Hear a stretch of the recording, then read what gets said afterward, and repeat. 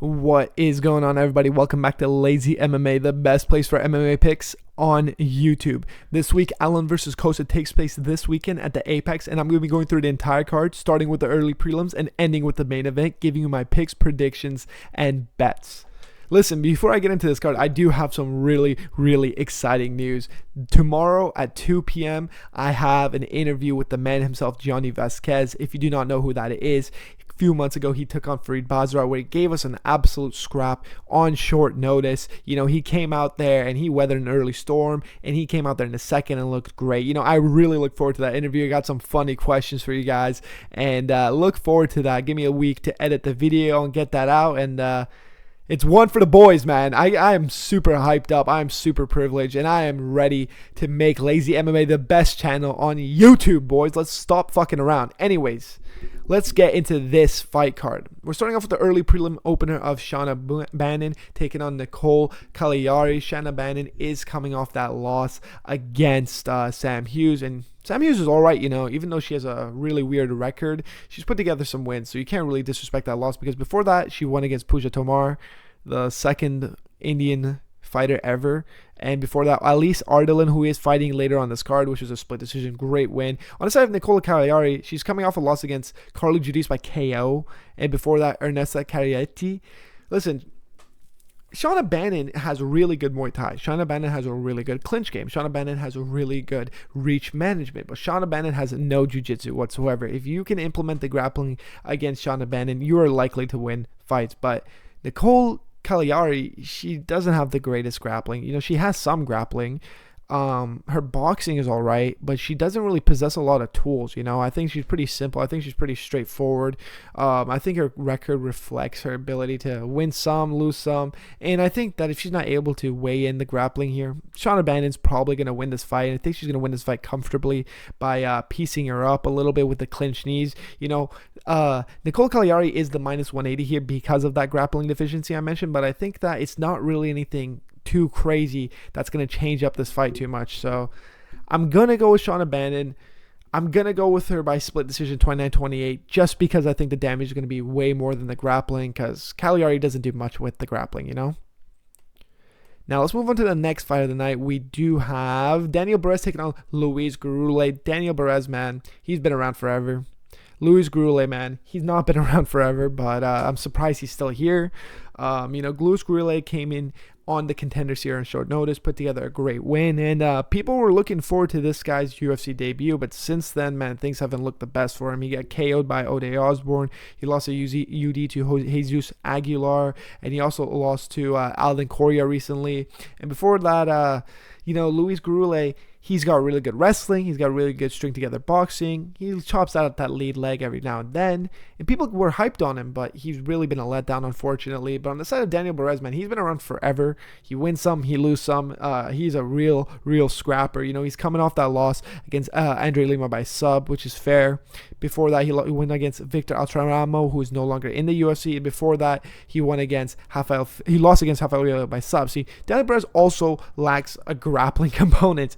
And I think Luis Gurule will be able to use his wrestling to put together some points and negate Daniel Perez's danger aspect, because Daniel Perez has really good boxing. He's got really good Muay Thai, really mean elbows, really good, mean kicks. And I think that Luis Gurule, using the mixing of the martial arts, will be able to like disrupt that rhythm and secure himself a decision. But this is not a confident pick, guys. You know, Luis Gurule, he's got tools, but he's never been able to really pull it off. But, you know, I mean, Daniel Perez is 37, and they are flyweights, and being that old at flyweight is not the greatest, so I don't know. I think Luis Gurule is going to be able to string together his MMA and beat Daniel Perez on the scorecards. Now, let's move on to the next fight of the night. We have, there we go, Alice Ardelin taking on Polyana Viana. Alice Ardelin has stringed together a couple wins, you know, recently against Montserrat Ruiz. Before that, Rainy DeSantos. On the side of Polyana Viana, all you see is red. Listen, bro. Polyana Viana, man, she's one of these UFC MMA fighters that she's in the UFC to promote her OnlyFans. Like, I'm not trying to sit here disrespect or whatever, but like, what the fuck, man? You know what I mean? She dated Alex Pereira for like 2 weeks and wore a T-shirt that says Alex Pereira's favorite ex. He hit it and quit it, man. Like I don't even want to diss, bro. But this girl's head is not in the MMA game whatsoever. I mean, on the side of Alice Arlen, she's had her head in the game. She's been putting together wins. She's been looking sharp. Both these girls are similar in age, and I think that I'm comfortably going to go with Alice Arlen to win this fight. I mean, there's not much to break down inside of Polyana Viena. She keeps her chin up way in the air. She doesn't really have a lot of head movement. She's got some low kicks, I guess. She's got good jiu-jitsu, but she's got really terrible defensive jiu-jitsu. I mean, she got subbed herself recently, I'm pretty sure. Yeah, against Jacqueline Amorim, and before that KO by Jillian Robertson back, man. Dude, she has a terrible defensive jiu-jitsu game. So we're going to go with Alice Arlen, and we're going to go with her by KO in the third round via back mount. Now, let's move on to the next fight of the night. We have Andre Petroski taking on Cody Brundage. Listen, Cody Brundage is decent, you know. He really is, and I got to pick him in this fight. Listen, Cody Brundage, his entire UFC career, has been dealt a bad set of cards. I don't know who his manager is. He keeps accepting really brutal fights against guys like Cam Rouston, against guys like Bo Nickel, and like some of the hottest prospects that we've seen.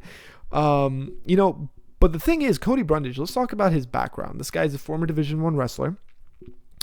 From what I know, I think he was a Division I wrestler, but I do remember he had a really, really solid wrestling background. Then he put together striking. Then he came into the MMA. Like, if we even saw his fight against Bo Nickel, even though his fight was short-lived and he ended up getting subbed, he shucked off some takedown attempts on the side of Bo Nickel.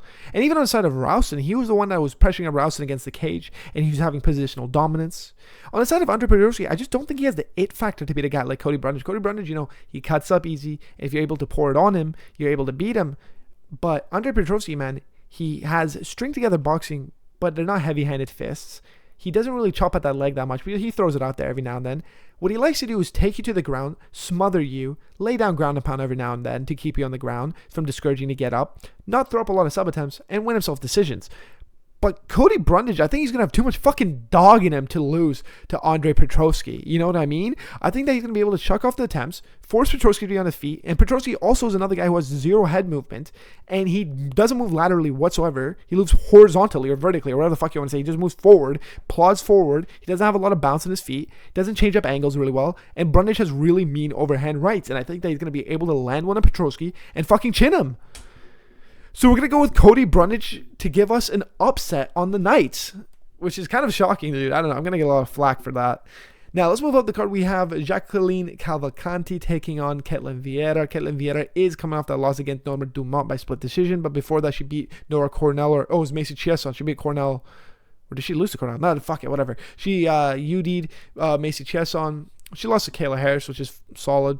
Penny Kanzan, who's no longer with the UFC, and Raquel Pennington. Listen, Cavalcante, this girl, she's been can crushing. I gotta say it how it is, but a lot of these girls that are right at the bottom of the 15 or right outside the rankings have fought Cavalcante. She's been stringing together wins. She's the younger girl. She has good counter jiu-jitsu, but the issue is she can be taken down easily, and then that's where I kind of worry in this fight because Ketlin Vieira is a bigger girl for this weight division. She's mean wrestler. She's strong, and I think she could weigh in on Cavalcante, but if Cavalcante is able to create that space, she could really pepper that jab. She could really chop at that leg and break down the tools of Ketlin Vieira and secure herself a decision. You know, all the momentum is on her side. The age is on her side, and Vieira has seen better days.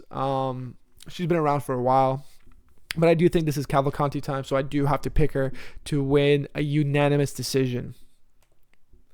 Now, let's move on to the next fight of the night. We have Tommy Gant versus Artur Miniev. I have no clue who either of these guys are. I'm not a bullshitter. Artur Miniev doesn't even have his age or his reach listed. This is like a fucking Dana White's Contender Series fight. But Dana, good old Dana, he just slings together these fucking fight nights with zero thought in it. You want me to give you a pick? In roulette, you always bet on black, so we're going to bet on black. We're going to go with Tommy Gant by a KO. Fucking Dana, man. Now, let's move on to the next fight of the night. We have Tuko Tukos taking on Irfan Aslan. Both of these guys are not particularly great. Tuko Tukos has finally gotten his UFC win by beating Junior Tafa by submission.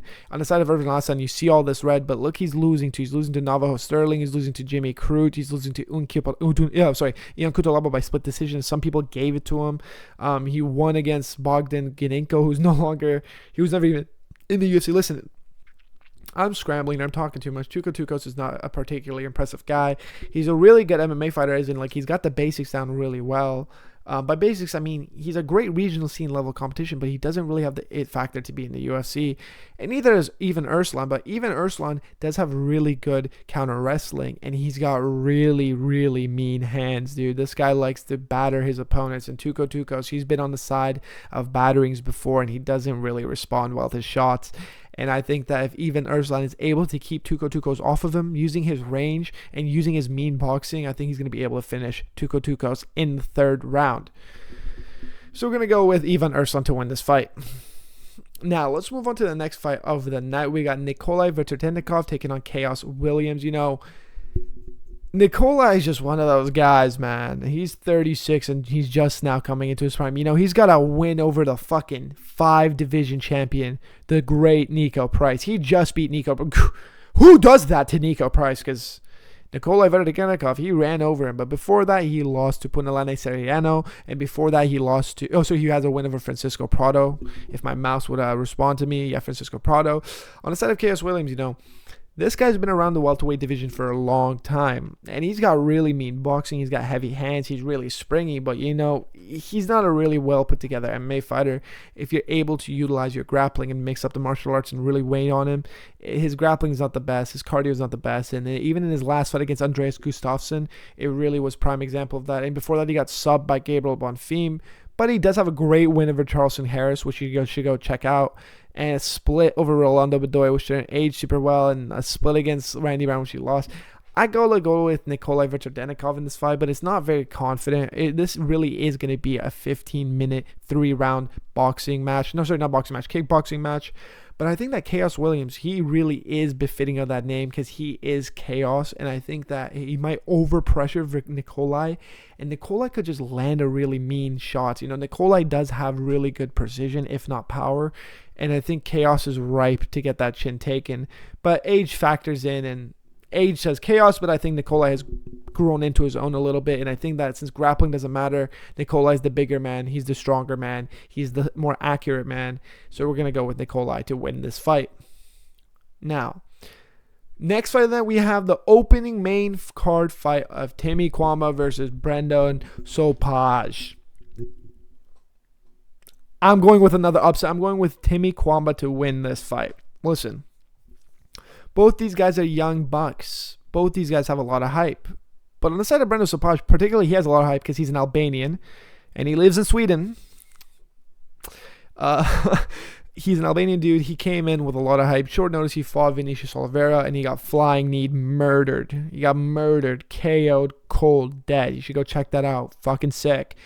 And then afterwards, he won against Ricky Turcios. But Ricky Turcios is not great. Ricky Turcios is beyond not great. And unfortunately, what does that win mean? But on the side of Timmy Kwama, this guy's fought some legitimate competition, put some legitimate wins together. He beat Chang Ho Lee. He beat Robert Romero, who's not that good, but Chang Ho Lee is a really solid win. He lost to Lucas Almeida UD, but he had a split with Balaji Oki. This guy has fought UFC competition. I would say even though they have this similar amount of fights, I'd say he's more seasoned. I think that he's fought more higher level competition. On the Brendan Sopaj side, like in that Vinicius fight, he got knocked out because he's a little bit weary when things are not going his way. He's a little bit flustered. And I think that's not something to say that he's a bad fighter. It's just to say that he has inexperience. You know, when people are inexperienced, that's how they're prone to respond when they're getting swarmed. And I think that Kwama, man, we've seen him go through these challenges in the UFC already. We've seen him deal with adversity. We see him get stunned by Balaji Oki in the second, come back in the third and pour it on him. We saw this guy deal with Lucas Almeida's wrestling even though he lost. We saw this guy put together some great wins. We saw this guy outbox Chang Ho Lee. We've seen this guy have so many more, let's say, testing pool than the guy of Brendan Sopaj. Sopaj, I just can't confidently pick a guy who's so young, who's inexperienced, who's not fought the best competition. You know, all sides say that Timmy Kwama is going to be able to beat Sopaj here, and I think he's going to be able to chin him, if I'm being honest with you. I think that KO loss against Vinicius Oliveira at such a young age was really bad, dude. That's a career-changing KO loss that really changes your anatomy of a human being. You know, like it makes you so much more susceptible to being knocked out. And Timmy Kwame, he's got a mean lead hand, bro. He's got a mean lead hook. I think he's going to be able to land that left hook straight to the chin of Sopaj when Sopaj overextends, because that's what Sopaj likes to do, man. He does overextend. He does feel himself a little bit too much. He doesn't cut angles. He just plods forward and throws strikes. And I think Kwame is going to be able to time one of the strikes and secure himself a KO in the second round. Now, let's move on to the next fight tonight. We have Modestas Bukauskas taking on Christian Edwards. I'm going to make this very quick. I have no clue why some people are picking Christian Edwards to win because he's a young, new guy. What are we talking about here? This guy's 8-4. He lost on the regional scene 11 months ago. He lost on the regional scene 3 years ago, but Bellator, but that's fucking glorified regional scene. He's also not that young. He's 27. Bukauskas has lost to who? Nikita Krylov. Before that, he beat Colin Craig by KO. Controversial split decision against Ian Kutalaba. KO against Rafael Sequeira. Sub over Marcin Petrion. A really good fight. This guy is UFC established. I don't even know what the fuck people are talking about. I'm just going to make it quick, plain and simple. Christian Edwards is a regional scene, not even the greatest regional scene fighter at that. Modestas Bukauskas is a legit UFC fighter. He's going to slime out Christian Edwards. He's going to fucking slime his ass out, bro. Jesus Christ. Now let's move on to the next fight tonight. We have, this one I'm looking forward to. Malcolm Wellmaker taking on Juan Diaz. Malcolm Wellmaker is coming off that loss against my boy, my favorite prospect, Ethan Ewing. And on the side of Juan Diaz, he is coming off that disgusting spinning elbow win over Juan Il Quan. I tossed and turned about this fight. I didn't know who I was going to pick. You know why? Juan Diaz looks legit. Juan Diaz has a really good team behind him. He trains at Tijuana, Mexico at Entram. You know, Malcolm Wellmaker, he trains at a cardio kickboxing gym. Malcolm Wellmaker in his fight against Ethan Ewing, he lost because he just didn't look like he was mixing the martial arts. He didn't look like he had any good fundamentals other than that check hook. But Juan Diaz, man, even though he had got that disgusting win, even though it was perfectly timed, he was getting a little flustered there in the striking compartment. And Wellmaker, man, he's got some real power in his shots. And Wellmaker, he doesn't waste energy. Juan Diaz moves around a lot. He moves around like a jackrabbit. And I think that he's going to be trying to beat Wellmaker on the scorecards by moving around like a jackrabbit and peppering those jabs. But I think that when Wellmaker starts implementing that lead kick and breaking down Juan Diaz's stance, and the grappling doesn't really matter here, I think that he's going to be able to knock Juan Diaz out. You know, Juan Diaz is, he overly feints. He's overly sporadic. He mixes up his shots well, but he throws way too much diversity where I feel like he's just throwing whatever tool he has out there and it's not really timed. Granted, he did got that crazy fucking spinning elbow KO. I think that Wellmaker's simplicity is going to win in this fight. And I think his power, his simplicity, his cardio management, his age, his experience, and I have to pick Wellmaker here. I do think this is an opportunity for him to bounce back and regain his aura because he's fucking at an all-time low. Juan Diaz is 15-1. He's a legit prospect. I don't agree with the odds. I don't think that Wellmaker should be a minus 215. Juan Diaz is a plus 170. Now I'm picking Wellmaker. Now, Wellmaker might be the pick, but on the betting side, Juan Diaz definitely has some value to him. I have to be honest here. Because if you want me to make an argument for Juan Diaz, mix the martial arts, be the cleaner guy, do have more volume, fucking negate his pressure, don't respect him. Respect him, but when I say don't respect him, I mean don't let him pressure you. Regain the goddamn distance by using those teeps up the middle, chop out that lead leg. He does have ways to win this fight. I just think that Wellmaker is going to be able to knock that shot, land that KO shot, because I think Juan Diaz is pretty sporadic in the cage. But dude, Juan Diaz might be worth a sprinkle here. I gotta say it. If I think Juan Diaz is gonna win, I think he's gonna win by decision. Now, let's move on to the next fight of the night. We have Du Ho Choi taking on Daniel Santos. I know what this is. Daniel Santos already beat another one of his Korean brothers in the Korean Mike Tyson, Jo Sang Yo. And before that, Jung Yo Lee. This guy, they call him the Korean Killer. Willie Cat Santos, he might be legit. He might be taking the heads of these Koreans, but I don't think he's taking away the head of Superboy. Superboy, man, he's another guy who's been around forever. He's another guy that got boned by the military draft. I think he's going to be able to win this fight. And I think he's going to be able to win this fight comfortably. I don't want to hear the fucking slander. This guy lost a couple of years of his career, his prime years, to the military. But since then, since he came back, he beat Bill Algeo by left hook KO. He beat Nate Landwehr by KO. And that was a gritty fucking fight. But Santos, man, Julian Arce, who was he beat? John Castaneda win was great. I got to give him that. The John Castaneda win was crazy. Johnny Munoz and the two Korean guys. Listen, this is a bad blood matchup. This is a bad blood matchup. Doo Ho Choi is going to avenge his Korean brothers. Doo Ho Choi is going to come out there, rip to the body of Daniel Santos, drop his guard, make him overextend, check his kicks, and land that KO shot. We're going to go with Doo Ho Choi, boy. And we're going to go with Doo Ho Choi by KO in the third round after dealing with some early onset pressure from Daniel Santos and breaking him down in the second and landing that left hook in the third. Now let's move on to the main fight of the night. We have Arnold Allen versus Melquizaelo Costa. Holy shit. Even though I shot on this card, even though Dana did a great job stringing together some real fights, this is a really solid matchup. I am really excited for this fight. I got to be honest with you here. I've been a fan of Melquizaelo Costa for a long time. I've picked him to win every single one of his fights except the one against Steve Garcia, who we'll talk about in a couple of weeks because Steve Garcia, gotta love that boy. Listen, Melquizaelo Costa, I've picked him to win every one of his fights. He is legit. But Arnold Allen is fucking established, bro. Melquizaelo Costa, man, in his recent 2 wins, he's put together some crazy highlight reel finishes. You know, that spinning back kick to the face of Dan Ige where he shattered his orbital bone.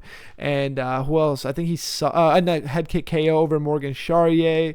And he had a split decision win against, who's the guy that beat,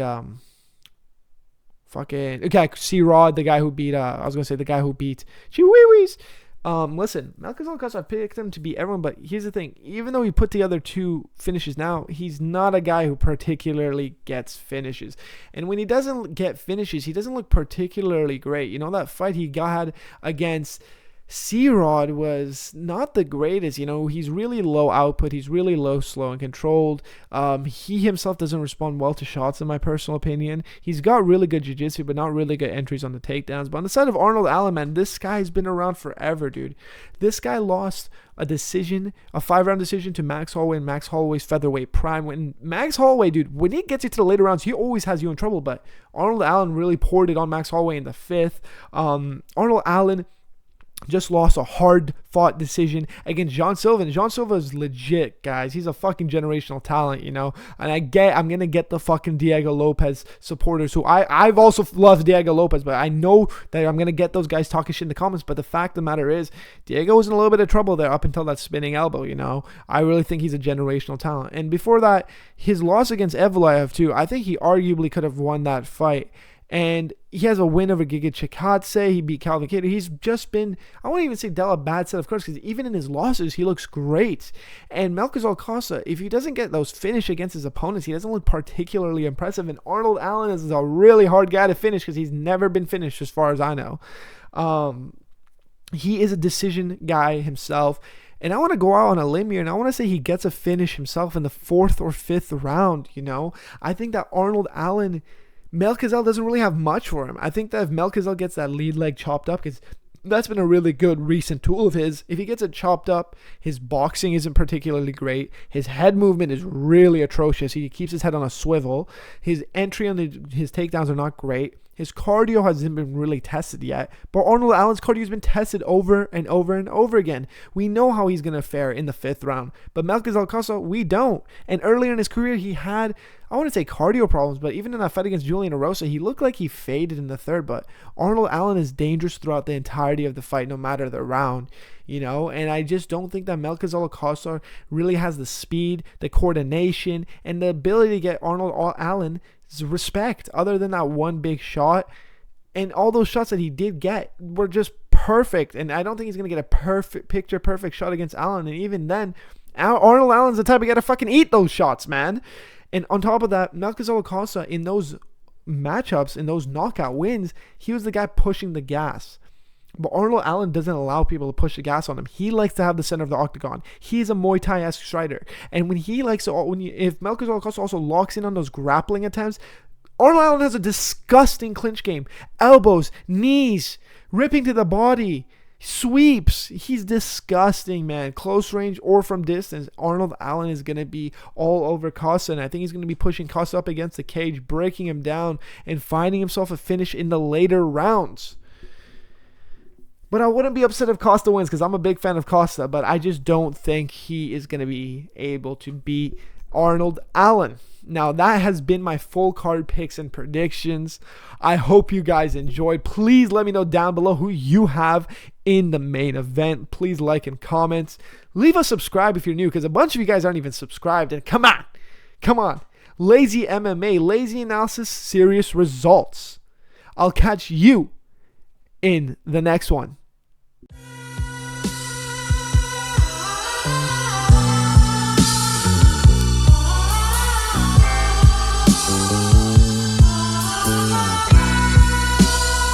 This is the voice of reason.